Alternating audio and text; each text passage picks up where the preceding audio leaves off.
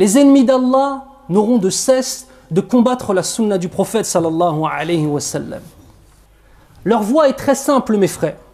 Ils s'attaquent aux sahaba radiyallahu anhum. Et moi je vais vous dire une chose sincèrement, je suis parfois étonné de la réaction de certains musulmans. Quand devant eux, on parle mal de n'importe quel compagnon du prophète sallallahu alayhi wa sallam, et les cœurs ne tremblent pas. Est-ce que vous vous rendez compte qui ils sont? Radiyallahu anhum wa radu an. Allah est satisfait d'eux, ils sont satisfaits de ce qu'ils vont retrouver auprès d'Allah subhanahu wa ta'ala. C'est eux qui ont porté la sunna. Ils étaient les proches du prophète sallallahu alayhi wa sallam. Ils étaient ses étudiants, ils étaient ceux qui étaient mariés avec ses filles sallallahu alayhi wa sallam. Les meilleures créatures après les prophètes, les sahaba radiyallahu anhum. Et moi je vais vous dire une chose, et là je m'adresse plus spécifiquement à ceux qui sont à la quarantaine et en dessous de la quarantaine. Beaucoup de musulmans de cet âge-là ont perdu leur izza avec les sahaba radiyallahu anhum. Les jeunes souvent sont en train de critiquer les anciens. Les anciens, ils font ci, ils font ça. Va insulter un seul sahabi en face d'un ancien, il va te jeter une babouche dans ta tête sur place. Et d'autres soi-disant qui ont mémorisé un petit peu du Coran, mémorisé un petit peu de la sunna, qui sont à 40 ans ou en dessous, on parle mal des sahaba radiyallahu anhum, ils ne réagissent pas.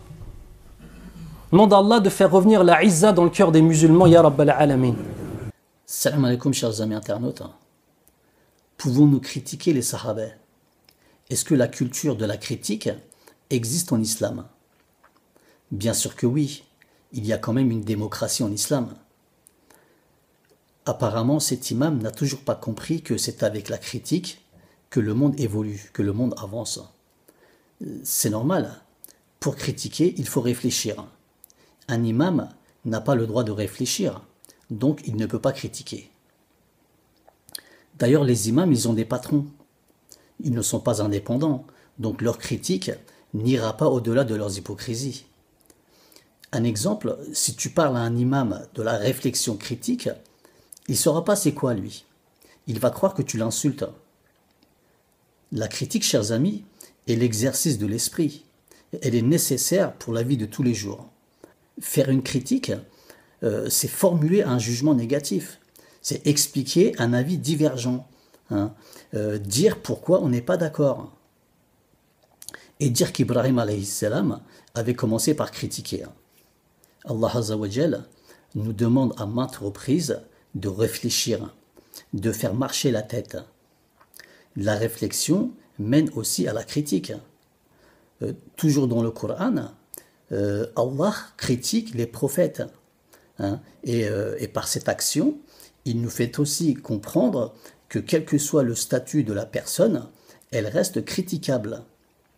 Le Coran d'ailleurs lui-même est ouvert au questionnement et à la critique. Comment va-t-on savoir sinon que le contenu de ce livre est la parole d'Allah?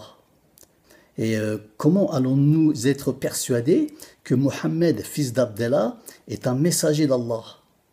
C'est en questionnant et en critiquant le Mus'haf. Je peux vous assurer, chers amis, que le Mus'haf de l'imam Eric Yunus est critiquable, dans la mesure où il contient beaucoup d'anomalies. De toute manière, que ce soit le prophète alayhi salam ou les sahaba, ils représentent tous les mêmes caractéristiques biologiques et physiques. Ce ne sont pas des anges ou des surhumains, donc ils ne sont pas à l'abri d'une critique, et encore moins les sahaba. Vous avez un exemple, le verset 101 de la sourate Tawbah. Dans ce verset, Allah prévient le prophète des hypocrites qu'il y a autour de lui. Et parmi ces munafiq, ces hypocrites, il y a aussi des sahaba. D'ailleurs, l'histoire nous montre par la suite que les masques de ces munafiq tombent après la mort du prophète. Alors, je vais revenir pour critiquer les sahaba, mais avant, j'aimerais m'arrêter sur un point, et plus précisément sur certains propos que tient l'imam Eric Yunus. Écoutons d'abord le passage. Est-ce que vous vous rendez compte qui ils sont? Radiyallahu anhum wa radu an. Allah est satisfait d'eux, ils sont satisfaits de ce qu'ils vont retrouver auprès d'Allah subhanahu wa ta'ala. Donc voilà, ce que vient de raconter cet imam est totalement faux. Il vient de nous faire une démonstration d'acrobatie. Les propos qu'il vient de tenir ne concernent pas uniquement les Sahabais, comme il veut nous faire croire, mais toutes les personnes sincères qui suivent le haqq avec foi. C'est simplement un passage des versets 6 à 8 de la sourate Bayyina qu'il a instrumentalisé pour l'attribuer aux Sahabais. Allah Azza wa Jal, dans ce passage du Coran, nous parle d'une catégorie de personnes qui sont les croyants qui accomplissent des bonnes œuvres. Donc, ce passage n'est pas spécifique aux Sahabais, mais à toute personne ayant foi et qui commettrait des bonnes œuvres, y compris certains Sahabais. Alors, je vais vous lire le passage en question. Alors, c'est la sourate Bayyina, les versets 6, 7 et 8. Esta'zubillah. Les infidèles parmi les gens du livre, ainsi que les associateurs, iront au feu de l'enfer pour y demeurer éternellement. De toute la création, ce sont eux les pires. Quant à ceux qui croient et accomplissent les bonnes œuvres, ce sont les meilleurs de toute la création. Leur récompense auprès d'Allah sera les jardins de séjour sous lesquels coulent les ruisseaux pour y demeurer éternellement. Allah les a agréés et il l'a agréé. Telle sera la récompense de celui qui craint son Seigneur. Donc voilà, comme nous pouvons le constater, il a pris ce passage, il l'a travesti et il l'a attribué aux Sahabais. Et tout cela insidieusement. Cela s'appelle une falsification des textes, chers amis. C'est du kufr. Je vous laisse méditer là-dessus. Pour l'instant, revenons à la critique des Sahabais. Alors moi, j'aimerais demander à Eric Yunus que si c'est aussi mal que ça de critiquer les Sahabais, pourquoi Eric, tu blâmes pas Muawiyah qui a insulté Ali, qui est quand même le gendre et le Sahabais le plus proche du prophète. Ce n'est pas une question de chiisme ou de sunnisme, mais une question de bon sens et de justice. Ou bien encore, pourquoi tu blâmes pas Aïcha, qui disait pour Othman, tuer ce vieil homme, il est devenu kafir. Serait-ce de l'hypocrisie? Tu prends le cas Othman par exemple. Est-ce que j'ai le droit de le critiquer? Car concernant Othman, pour moi le prophète a nourri un serpent dans son cou, comme on le dit chez nous. Quand il a compilé le Mus'haf, il a mélangé la parole d'Allah Azza wa Jal. Il a trahi Allah et il a trahi le prophète. Et cette intervention de sa part reste jusqu'à nos jours la plus grande trahison faite à l'islam. D'ailleurs, c'est pour cela que tu n'as pas trouvé le morceau manquant de la sourate Waqi'a. C'est à cause d'Othman. Est-ce que j'ai le droit de dire un exemple qu'à la période d'Othman, beaucoup de traîtres ont infiltré le ulama, des traîtres qui se faisaient petits jusqu'à là et que l'on appelle radiyallahu anhu. Est-ce que j'ai le droit de dire ça, Eric? Vous avez dans le Coran, chers amis, la sourate Ashr. Alors Ashr, ça veut dire rassembler. Dans cette sourate, il nous est expliqué l'expulsion des tribus juives nocives du secteur du Hijaz, et principalement les Banu Nadir. Alors, je vais faire un petit résumé sur ces tribus juives et continuons par la suite.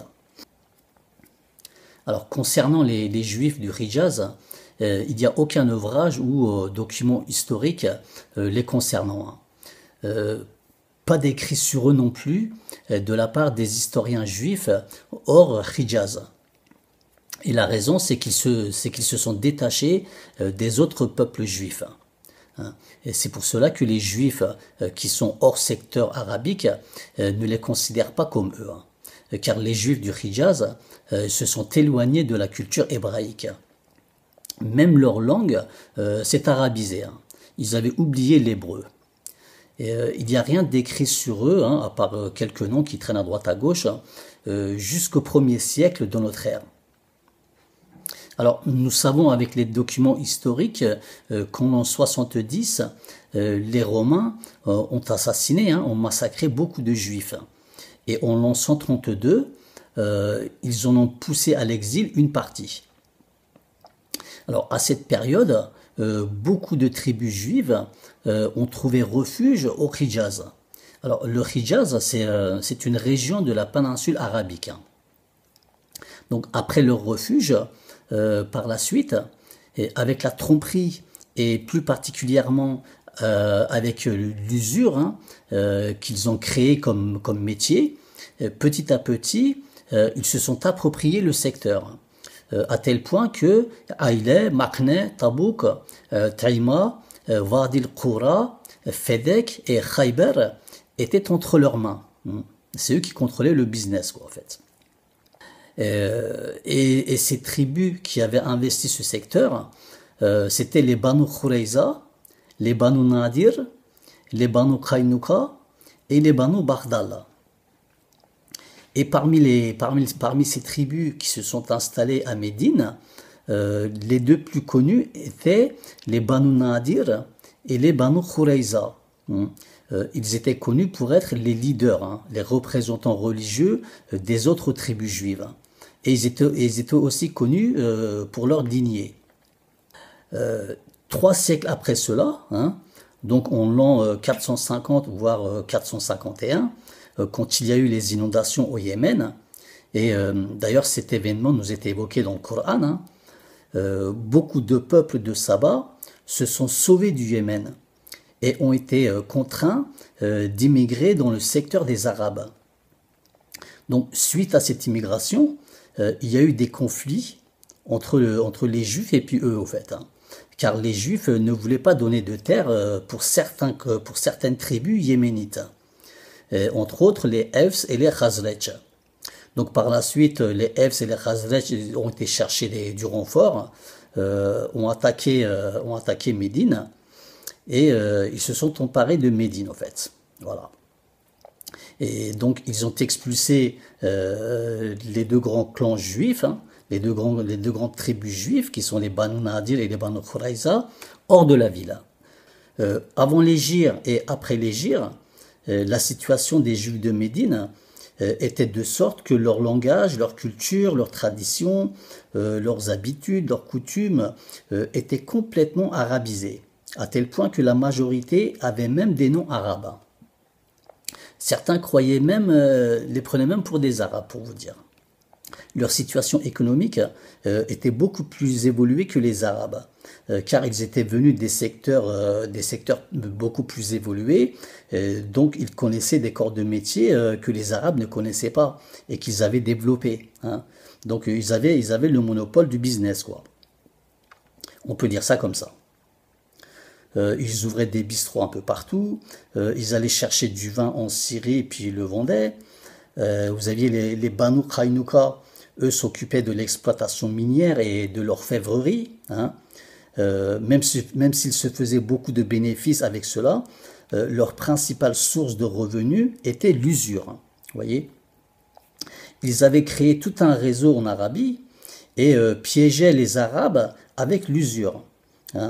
Les chefs de tribus arabes, afin d'augmenter leur notoriété et leur réputation, empruntaient à des taux élevés, et n'arrivant pas à rembourser, ils devenaient dépendants de ces Juifs.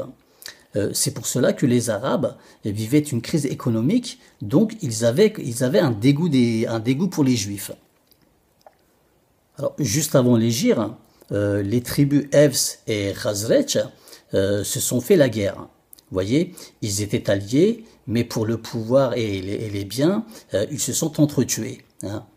Et c'est dans ces conditions que l'islam est arrivé à Médine et que le prophète alayhi salam a fondé l'État islamique. Alors la première chose qu'il a faite, il a créé une communauté en rassemblant les Evs, les Khazraj qui sont les Ansar et les Muhajir. Et la deuxième chose qu'il a faite, c'est un accord entre les musulmans et les juifs. Mais malheureusement, ça n'a pas duré longtemps. Car les juifs ont commencé à avoir un comportement très agressif envers le prophète. Et avec le temps, ils ont même accentué leur haine. Ils lançaient des fausses rumeurs sur le prophète. ils ont essayé de le tuer à maintes reprises, etc., etc. Et finalement, tout ça, ça a fini par l'exécution de Ka'ab al-Ashraf et l'expulsion de ces tribus juives. Maintenant, vous avez dans le Coran, vous avez la sourate Ashr, qui nous parle de ces événements. Et dans cette sourate Ashr, vous avez le verset numéro 7. Avant de vous lire le verset, il faut bien comprendre certaines choses, chers amis. Après l'expulsion de ces tribus, aussi bien les terres que des biens appartenaient désormais aux musulmans. Alors, il faut savoir qu'en islam, chers amis, les gains et profits obtenus sans effort, sans transpirer, sans combattre, s'appellent fay. Fay. Alors, juste pour info, le fay et le anfal sont deux choses différentes. Donc, le fay, gagner sans travailler. Vous avez un exemple, le pétrole ou le gaz ou les minéraux comme l'or, l'argent ou autres qui rentrent dans le cadre de fay. Ils vont pas être contents total. Alors qu'est-ce qu'il a fait le prophète? Il a partagé ce fay, donc ces biens, selon un procédé et qui consiste à donner à chacun selon sa situation. Par exemple, il donnait 10 dirhams à certains ou 20 dirhams à d'autres et plus encore selon le cas et la situation de la personne. Donc le prophète a distribué à tout le monde le fay. Et écoutez bien ce qui va suivre. Alors suite à ce partage du butin, qui était plutôt juste que équitable, les sahaba ikram ont accusé le prophète alayhi salam d'avoir commis une injustice. Oui, oui, vous avez bien entendu. Les sahaba ikram ont accusé le prophète d'avoir commis une injustice. Je vous parle bien des sahaba proches du prophète. Pour ceux qui diraient, mais les sahaba ne feraient pas une telle chose, je leur demanderais de faire un minimum de recherche quand même.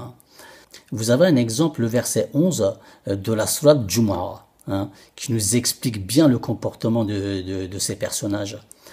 Pendant que le prophète fait son khutbah, le Jumu'ah, il explique le din, il parle des problèmes sociaux, il parle de la vie, il fait son discours, quoi. Ils l'ont laissé sur place, ils sont partis. Il dit Allah Azza wa Jal. Ils l'ont laissé sur place, ils sont partis. Voilà. C'est comme si le président Emmanuel Macron faisait un discours à l'Assemblée nationale et là, en plein milieu de son discours, les députés se lèvent subitement et sortent de la salle. Vous voyez, c'est exactement la même chose, quoi. Donc ces sahabas, lesquels on appelle radiallahu anhu, ont accusé le prophète d'avoir commis une injustice dans le partage. Vous voyez? Donc ça, c'est ce qui se passe derrière la scène. Venons maintenant au Coran pour voir ce qu'il dit. Esta'zubillah, le butin provenant des habitants des cités qu'Allah a accordé sans combat à son messager appartient à Allah, aux messagers, aux proches parents, aux orphelins, aux pauvres et aux voyageurs en détresse, afin que cela ne circule pas parmi les seuls riches d'entre vous. Prenez ce que le messager vous donne, et ce qu'il vous interdit, abstenez-vous-en, et craignez Allah, car Allah est dur en punition. Donc ça, c'est le verset numéro 7 de la sourate Ashr.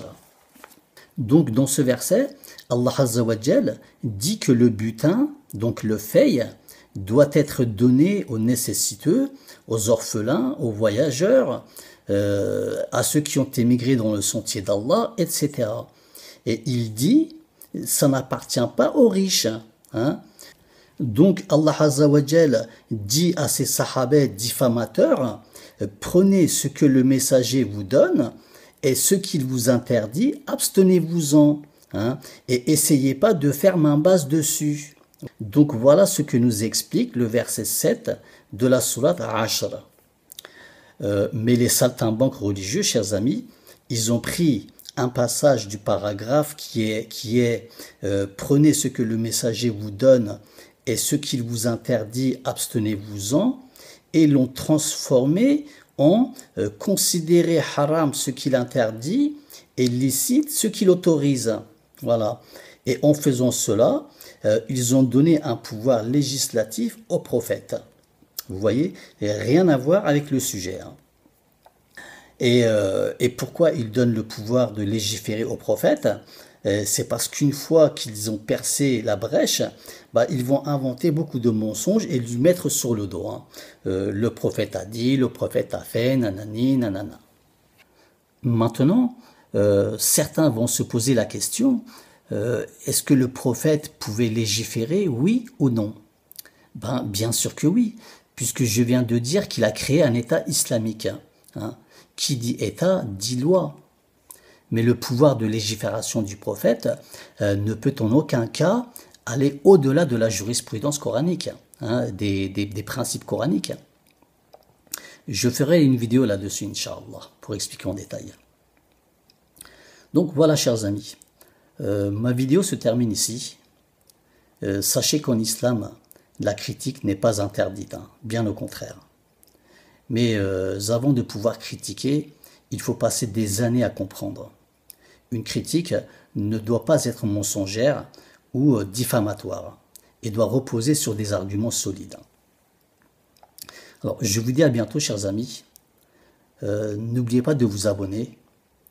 Que la paix soit sur vous, quelle que soit votre confession, chers amis. Salam alaikum.